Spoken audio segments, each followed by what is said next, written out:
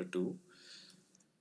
So, chapter 1 um, basically was two parts. One was observing the armies on the battlefield by Arjuna and Krishna, and then Arjuna's lamentation.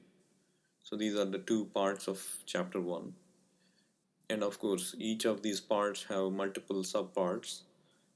Like while observing the armies on the other side, Arjuna or Duryodhana, we are given the list of great warriors and how Duryodhana uses his um, diplomatic mind in enthusing his side warriors.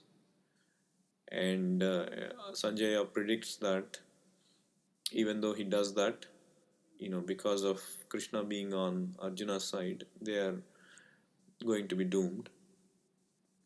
And Arjuna, the moment he starts seeing the army on the other side, he becomes overcome with grief, lamentation, compassion, and so on and so forth. So, Arjuna broadly gives four reasons why he should not fight, he should leave the battle. Does anyone remember any of these reasons? What reasons Arjuna gives to escape the battle? One reason at least. One was to say that he was killing his own people, even though his own kinsmen and people which will actually make the future generations not follow any religion or anything. They'll become Shudras basically. And Yes. So that is destruction of family tradition. He was afraid of destroying the family tradition, which will basically cause unwanted population and disturb the peace of the society. Yes, that was one of the reasons. What are the reasons that he gave?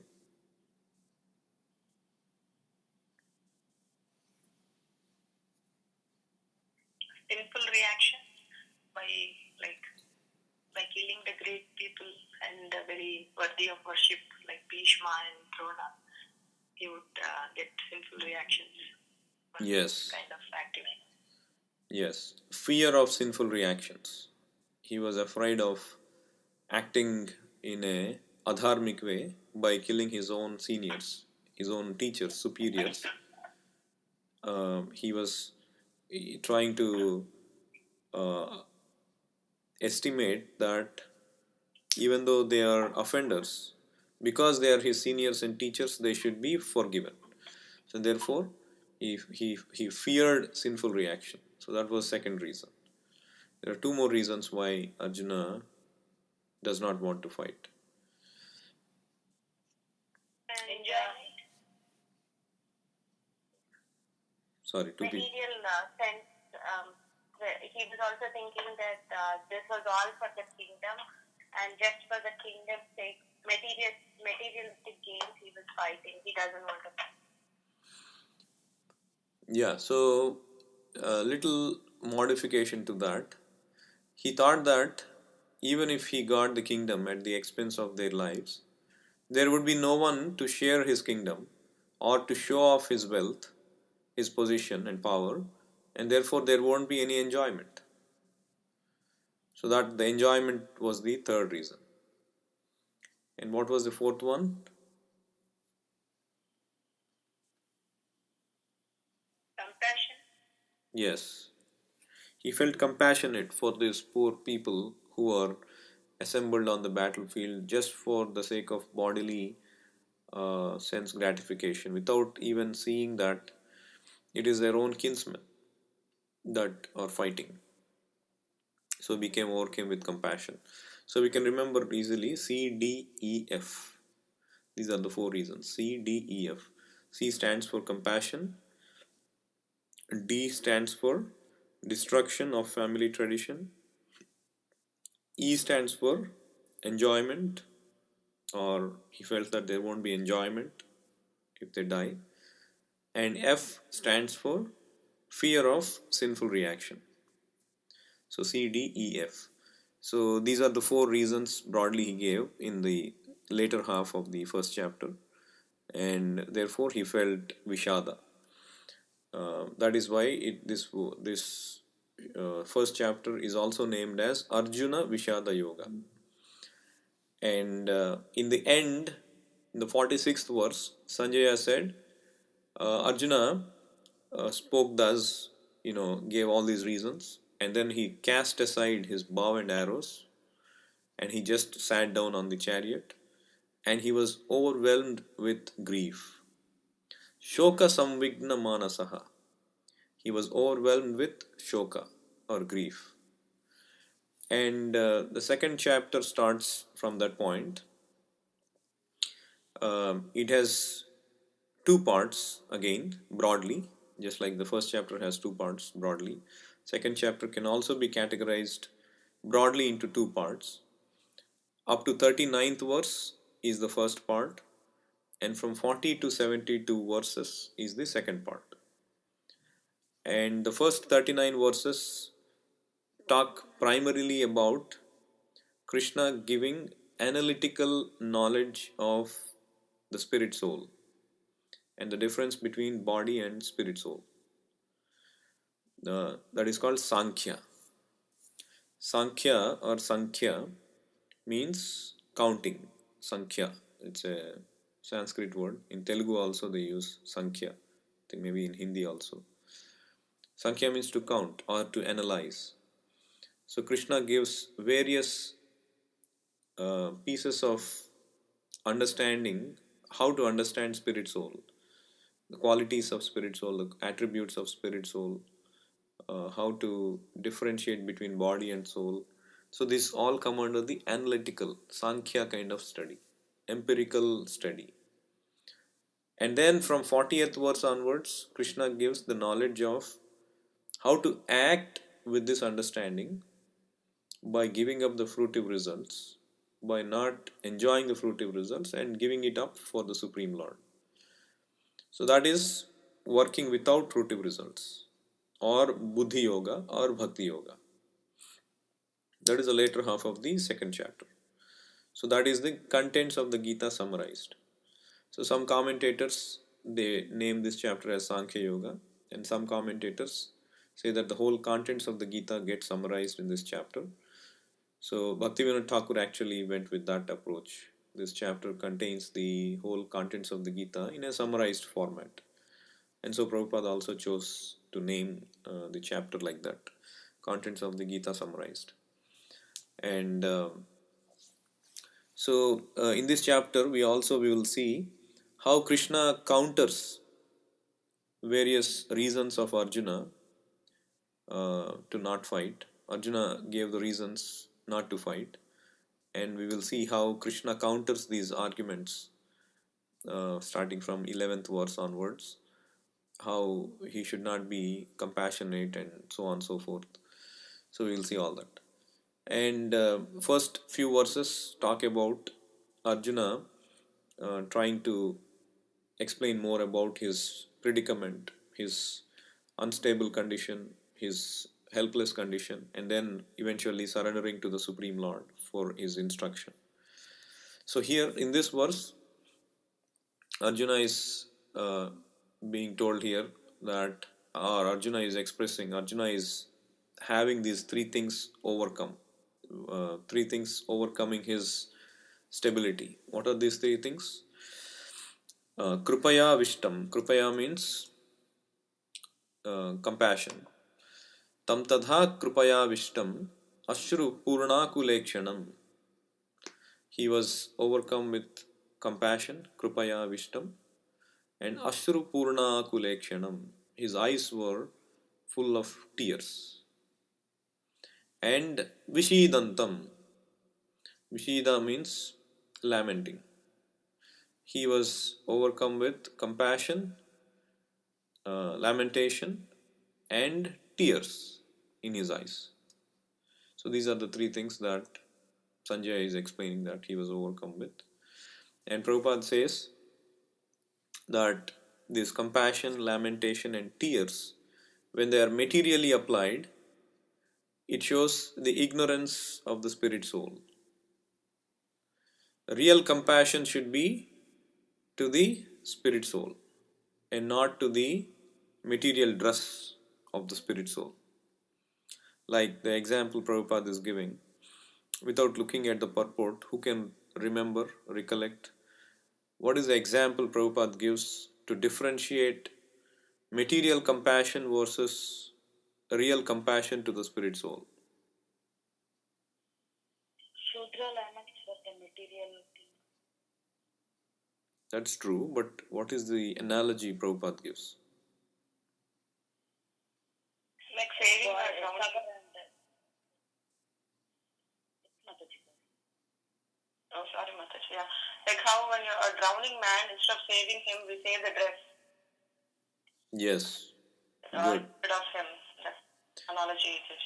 Yes, that's the analogy. So what Prabhupada says here, very clearly understandable.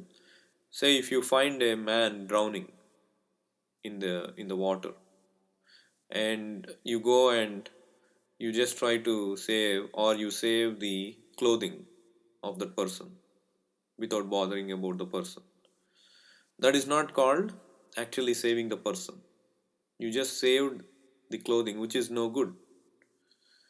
So saving the person is the important thing than saving the actual clothing. But of course, we shouldn't become devoid of any sense, or we shouldn't become insensitive and go to the other extreme and say that don't forget about your body. Say if somebody is having a disease, you know what, you're not this body, forget about it. We shouldn't become insensitive also and go to the other extreme. We should take care of our bodily discomforts, and we should also be compassionate on the bodily level. But the point here is that is not the highest form of compassion. You take care of the bodily discomfort, but that should not be your ultimate exhibition of compassion. Like somebody is suffering from fever, we shouldn't go to them and say, you are the soul and not the body, forget about it. One time I was told a story, not a story, it's a real incident. During Prabhupada's days, uh, one Prabhu was suffering from fever in the ashram, and the other devotee, he came and he asked why he was not coming out for service. And this suffering devotee said, Prabhu, I am suffering from fever. And this devotee starts speaking Shastra and, Prabhu, we are soul, we are not the body. So you are actually your soul, you are not the body. And then this suffering devotee also replied back, you are also not my body, Prabhu. You are also soul, you are not my body. How can you know what I am undergoing? So point is, we shouldn't become, of course, at the point of suffering, we should take, when it comes to the point of actually undergoing suffering, you should take care of the bodily ailments and not wait for the philosophy at that point, because the body also is an instrument to be used for the service of the Lord. Prabhupada many times, the devotees would see that Prabhupada is using this homeopathy, Ayurvedic medicines. And one time a devotee was suffering from some severe disease, and she was using this Ayurvedic and homeopathy medicines. And then Prabhupada came and said, why you are not going to the doctor? And she said, no, Prabhupada, I want to use the similar things as you are using. Then Prabhupada said, the Ayurvedic and homeopathy are typically used as a precautionary before you get the disease. But once you are fully into the disease, you have to go and take care with allopathy. Whatever is the best immediate measure that needs to be taken care to get the body back in shape, you need to do that. So Prabhupada was accepting multiple things. It was not that we shouldn't go to one extreme and say, oh, it is only like this, it is not like that. But the point, real point we should understand here, when Prabhupada says that material compassion is useless, it means eventually it is useless for the spirit soul if you just hang on to the material compassion. The real thing is spiritually how you are eventually helping that person. Um, there are several organizations who work on the platform of material compassion, and our organization, we work on the platform of spiritual compassion. So there are plenty of people who would help people on the material level. So we don't have to again do the same thing. Let other people do that. So there has to be somebody, some organization, some people who have to work on the spiritual platform. How to reform the spiritual consciousness of a drowning person. So everything is needed. And we don't have to become materialistically compassionate, because there are several enough people to do that. In one of the conversations I was hearing recently, there was Prabhupada's disciple, and his mother comes to visit Prabhupada. She would be very anxious, and she would be concerned that her son has given up his career and education and has become a monk and is not learning anything to get a job for himself and live like a regular person, quote unquote, regular person. So she was arguing with Prabhupada, um, why my son is not going to college, and why my son is not like a regular normal person. Why is he not getting education? So Prabhupada said, what is the real purpose of education? And then she says, real purpose of education is to, um, get a job, get a good living, and get married, and get a good family and good life. And Prabhupada said, that is not the purpose of education. The purpose of education is to reform ourselves and identify ourselves as spirit soul, as pure servants of God, and get back to the spiritual world where we can be freed from all this distress of life, which is Janma Mrityu Jara Vyadhi. And then she says, no, have you got the education? So she wants to get Prabhupada in a tangle. Didn't you get the education when you were young? So Prabhupada says, yeah, that is immaterial. Whether we get the education or not, eventually what we are doing to elevate ourselves spiritually, that's what is important. So then she says, then you got the education, then why my son shouldn't get education? Again, Prabhupada comes to the same point. What is the purpose of education? To come to this point, and your son is already at that point. He's already getting the highest education. And then she says, if everyone becomes like this, then there won't be doctors, there won't be engineers, and you are all depending on these doctors. When you get diseased, what do? You go to doctor, isn't it? Prabhupada said, yes, we go to doctor, we take help from the doctor.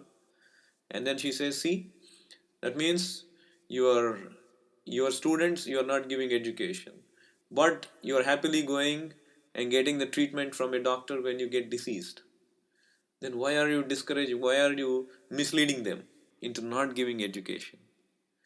And again, Prabhupada tries to repeat the point and say that, see, there are different kinds of people who want to work on different platforms.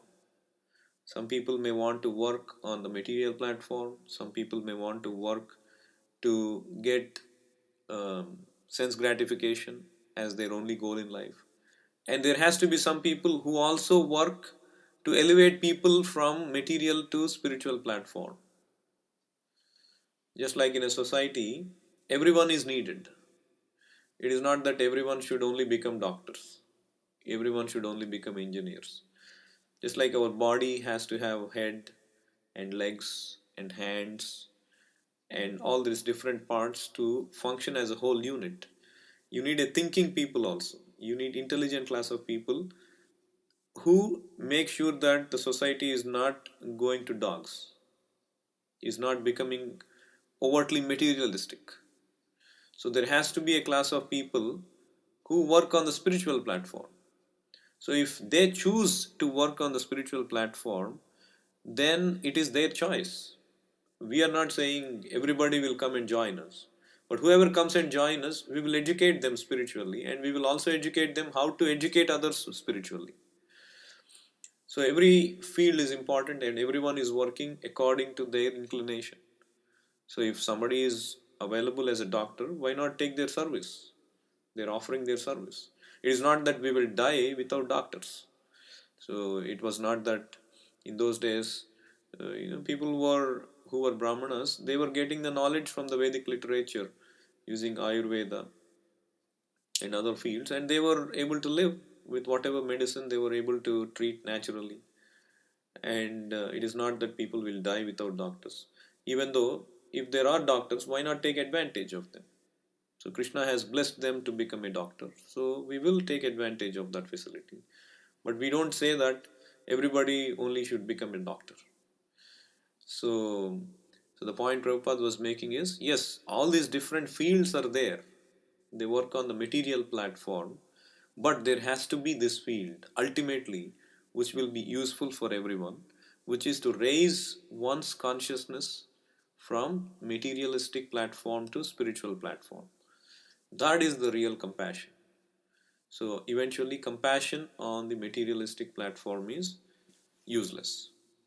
So that is the point. So here another point also we see Prabhupada is making here. A Sudra laments for the body, whereas a learned person, Dvija, like a Brahmana or a Kshatriya, does not lament for the body. So Prabhupada makes that point. So Sudra means who remains on the bodily platform. And a person who is trying to elevate oneself to the spiritual platform does not lament. So these instructions will come later also.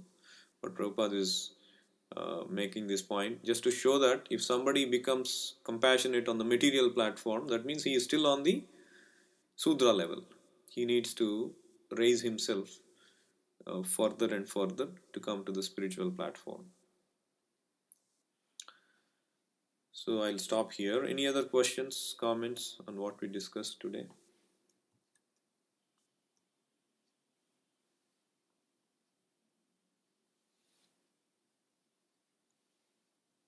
Okay. So we'll stop here. Thank you everyone. Bhagavad Gita as it is ki jai. Shila Prabhupada.